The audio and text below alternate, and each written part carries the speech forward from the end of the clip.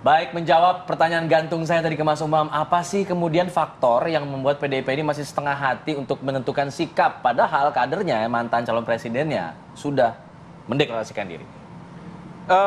Kalau faktor, setidaknya ada dua, Mas. Pertama, ada political resistance, sekaligus juga political barrier dalam konteks komunikasi politik antara PDIP dengan Pak Jokowi.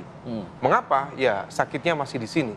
Itu lukanya dalam. Karena bagaimanapun juga sudah seiring sejalan, tapi menggunting di lipatan.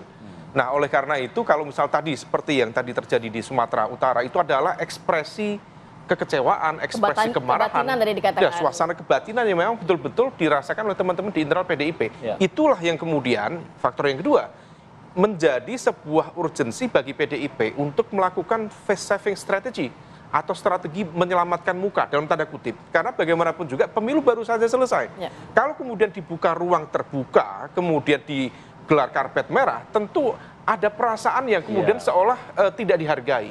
Nah, sikap inilah yang tampaknya terus coba untuk di-maintain oleh PDIP dalam proses negosiasi ke depan. Meskipun dalam sejumlah komunikasi beberapa pihak, saya juga mencermati ada kecenderungan kalaupun PDIP masuk di pemerintahan, tentu kontribusinya sangat besar. 109, 110 kursi itu sangat besar.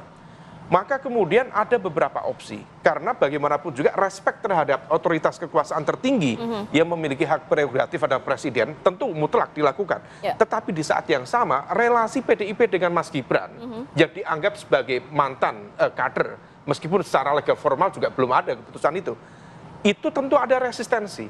Maka kemudian muncul sejumlah ide ketika kemudian PDIP masuk pun bukan karakter PDIP yang betul-betul tegak lurus dalam konteks pemerintahan. Artinya menjadi bagian dari pemerintahan. Jadi koalisi rasa oposisi dong berarti?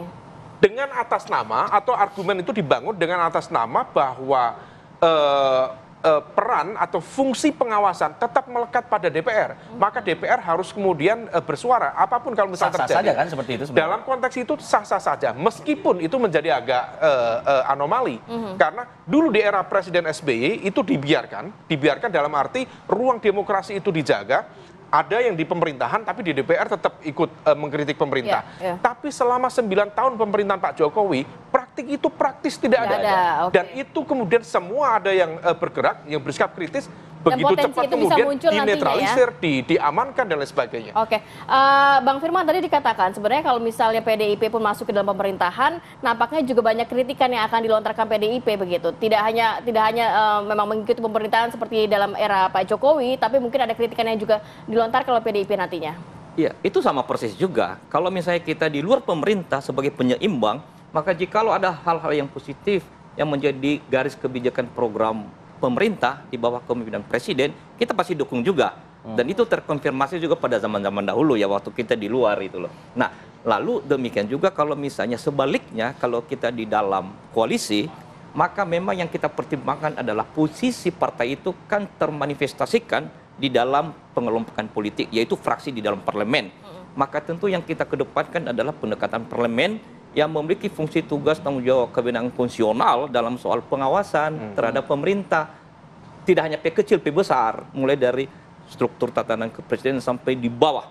Nah, yang kedua juga fungsi legislasi, peraturan perundang-undangan, terutama perundang-undangan.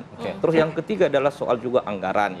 Misalnya kita membutuhkan misalnya skema anggaran, politik anggaran yang berbasis pada rakyat, pro publik. Nah, dalam kerangka pemikiran itu, maka PD Perjuangan konsisten. Kalaupun misalnya tetap masuk di koalisi, maka fungsi-fungsi tugas tanggung jawab konstitusional itu berhubungan dengan penguatan kerakyatan. Siapa? Confirm. Berarti Pak Firman adalah elit PDIP yang ketiga yang saya dengar dengan argumen yang sama, dan ini merepresentasikan besar kemungkinan PDIP kalaupun membuka ruang negosiasi, posisinya seperti itu. Ada syarat itu berarti? Kemungkinan skema yang akan dimainkan adalah tetap respect kepada elit tertinggi kekuasaan, dalam konteks ini presiden, tetapi karena ada split dalam konteks relasi, misalnya dengan keluarga Pak Jokowi dan sebagainya, maka ruang kritis ini akan tetap di-maintain dan akan dihidupkan. Oke, Mas Bobi, dengan konsep seperti itu, apakah memang masih bisa diterima oleh koalisi? Bahwa masuk ke koalisi tapi tetap garang begitu, tetap menggigit di parlemen? Firman itu tadi kan ada P besar sama P kecil ya, sama juga oposisi juga ada O besar oposisi sama O kecil oposisi ya.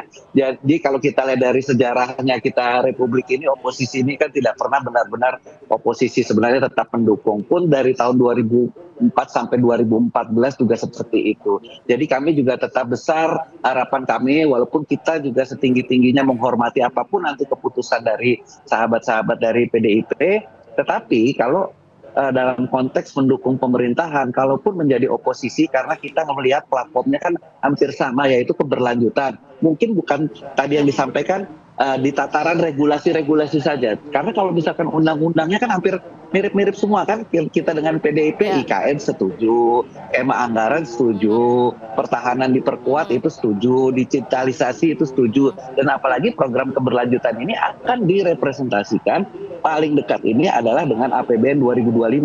APBN 2025 ini kan ditentukan oleh parlemen yang sekarang, tetapi itu akan merepresentasikan program-program pembangunan yang merupakan misi dan visi dari presiden terpilih untuk tahun 2025. Jadi, Om Firman, kami tetap berharap bahwa PDIP bisa menjadi pendukung koalisi Prabowo Gibran.